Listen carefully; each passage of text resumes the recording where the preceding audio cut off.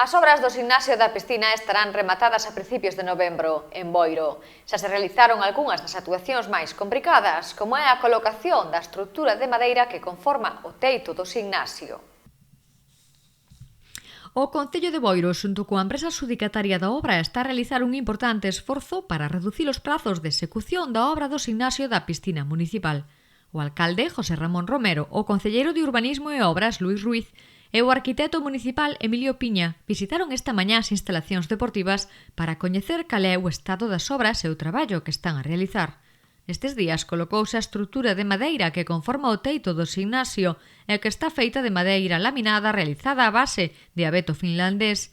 Conta con certificado FSC de proceder de bosques europeos de xestión sostible. Ademais, leva un tratamento específico para a mellora da resistencia ao lume, tamén contra o ataque por insectos xilógafos e a colonización de fungos. A obra está previsto que este rematada nos últimos días do mes de outubro ou comezos de novembro e se poida pôr en funcionamento de novo o servizo da instalación e evitar na medida do posible as molestias que se lle ocasionan aos usuarios.